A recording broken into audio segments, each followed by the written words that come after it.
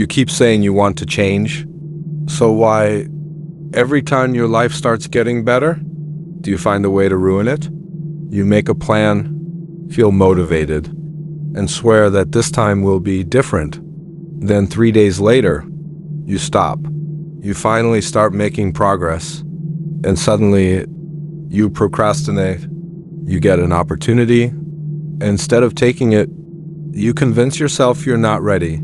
You say you want a better life, but somehow you keep returning to the same habits, the same excuses, and the same version of yourself that you promised you would leave behind. And maybe the most uncomfortable part is this. Maybe you're not stuck because life keeps getting in your way. Maybe you keep getting in your own way. That doesn't mean you're lazy, and it doesn't mean you don't want more. There's a deeper reason why people sometimes destroy, delay, or abandon the very things they say they want. And once you understand that reason, you may finally recognize the pattern that has been quietly sabotaging your life, long before you ever noticed it. The strange thing about self-sabotage is that you usually don't notice it while you're doing it.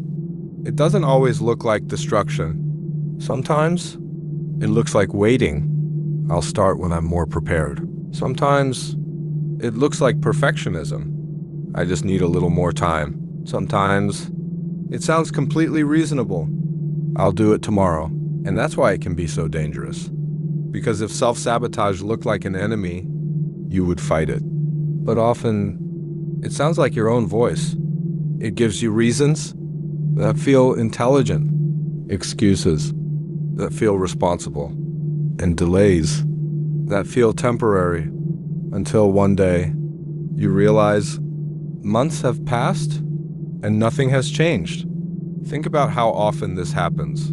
You want to start something important, but instead of starting, you spend weeks preparing. You tell yourself you're being careful, but maybe you're just avoiding the moment when your ability can finally be tested, because as long as you don't fully try, you never have to fully fail. And that creates a strange kind of safety. If you quit halfway, you can still tell yourself, I could have done it if I really tried.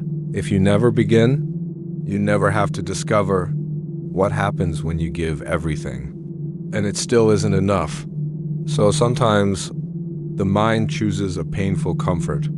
It keeps you disappointed, but protected, stuck, but familiar, frustrated, but safe from the answer you were afraid to find. And maybe that's why every time you get close to changing, something inside you pulls you backward. Not because you don't want the future, but because the future asks you to become someone you have never been before. And the mind doesn't always fear pain. Sometimes it fears the unfamiliar. That's where the pattern becomes dangerous. You say you want a different life while protecting the habits that keep your old life alive.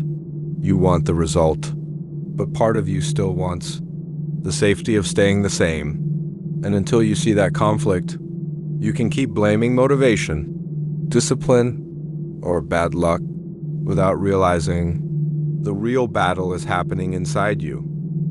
So, what do you do when the person standing in your way is you? The Stoics would begin with something uncomfortable. Stop waiting to feel ready, because ready is often a feeling. Your mind keeps moving further away. You tell yourself, I'll start when I feel more confident. Then you need more confidence. I'll start when I know exactly what to do. Then you discover another thing you need to learn. I'll start when the timing is right. And somehow, the right time never arrives. This is how self-sabotage protects itself. It turns action into preparation, preparation into delay, and delay into a lifestyle. The Stoic answer is not to wait until fear disappears. It is to ask a different question. What is actually in my control? Right now? Not next month? Not when you become more confident? Not when everything feels easier? Right now? Maybe you cannot control the outcome. Maybe you cannot guarantee success.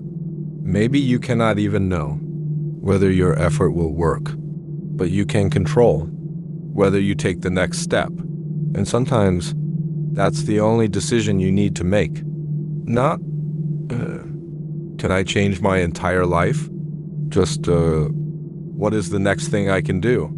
One page, one workout, one application, one difficult conversation, 1 hour without the habit that keeps pulling you backward. Small actions may look insignificant, but self-sabotage also begins small. You don't destroy your future. In one dramatic moment, you do it. One excuse at a time. So you rebuild your future the same way. One decision at a time. This is where discipline becomes more powerful than motivation. Motivation asks, do I feel like doing this? Discipline asks, what needs to be done?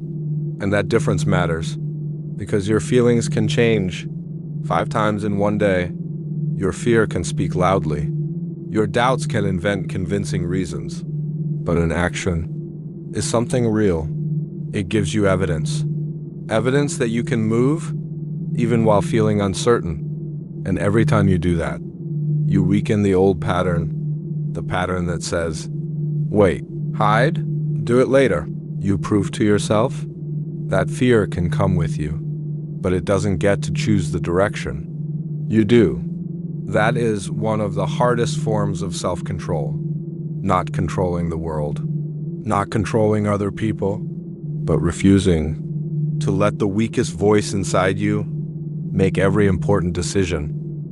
Maybe the biggest thing standing between you and the life you want isn't a lack of talent. It isn't a lack of opportunity. And it isn't that you're incapable. Maybe it's the moment you begin to move forward and then quietly abandon yourself. You abandon the plan because progress feels too slow.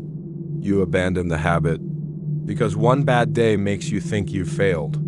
You abandon the opportunity because doubt sounds smarter than courage. And then you call it bad luck, but your life cannot move forward. If every time you become uncomfortable, you run back to the version of yourself you said you wanted to outgrow, so stop asking, why am I like this? Ask something more useful. What will I do differently when this pattern appears again? Because it will appear again. The voice will tell you, you can start tomorrow.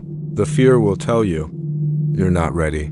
The old habits will tell you, just this once. And that is the moment that matters. Not when motivation is high. Not when life is easy. Not when you're excited about changing. The moment that changes you is the moment you recognize the old pattern and choose differently. Maybe today, you won't transform your entire life. Maybe tomorrow, you will still feel doubt. Maybe you will fail more than once, but you don't need to become perfect. To stop sabotaging yourself, you only need to stop helping the pattern that keeps hurting you. One excuse can become a habit. One habit can become an identity, but one different decision can also become a pattern, and then another, and another, until one day you realize you didn't suddenly become a different person. You became different because you stopped walking away from the person you were trying to become. The Stoics understood that a good life isn't built by controlling everything around you. It's built by taking responsibility for what you choose when the moment is in your hands. So the next time you catch yourself waiting, avoiding, delaying, or preparing forever, don't ask whether you feel ready. Ask yourself, what is the next thing I can do? Then do it before your old excuses have time to answer. Because the person who has been quietly standing in your way doesn't have to remain there forever. And maybe the moment you stop sabotaging yourself isn't the moment your life suddenly becomes easy. Maybe it's the moment your life finally starts moving.